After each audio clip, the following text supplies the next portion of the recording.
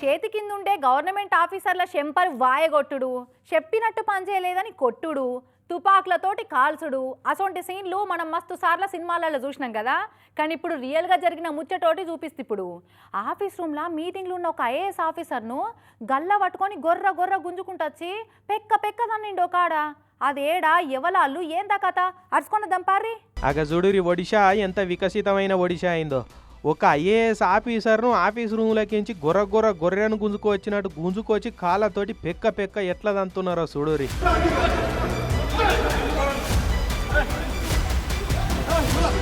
ఇక్కడ తన్నులు తింటున్నది సాదాసీదా మనిషి ఏం కాదు. ఒడిశా రాజధాని భువనేశ్వర్ సిటీకి additional municipal commissioner Ratnakar Sahu sir అసొంటి పెద్ద ఆఫీసర్ను ఆఫీస్ రూమ్లోకి వెళ్ళి గల్లవాటి గుంజుకొచ్చి కొట్టిర్రు అక్కడి అధికార బీజేపీ లీడర్లు.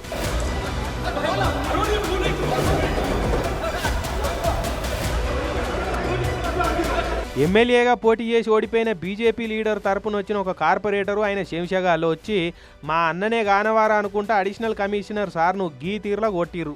ఇక ఈ ముచ్చట మీద ఒడిశాల ప్రతిపక్షాలు కూడా ఇప్పుడు మస్తు గరం అవుతున్నాయి. రాష్ట్రంలో మొత్తం రౌడీ రాజ్యమే నడుస్తుంది అనుకుంటా గరం అవుతున్నారు. సర్కార్ ఆఫీసర్లు అంటే లీడర్ల కింద పనిచేయాలి, చెప్పినట్టు తోకు ఊపాలే కానీ లీడర్లను ఎదిరిస్తే ఇసొంటి ఇనాములు ఇస్తారు కదా మన దేశంలో.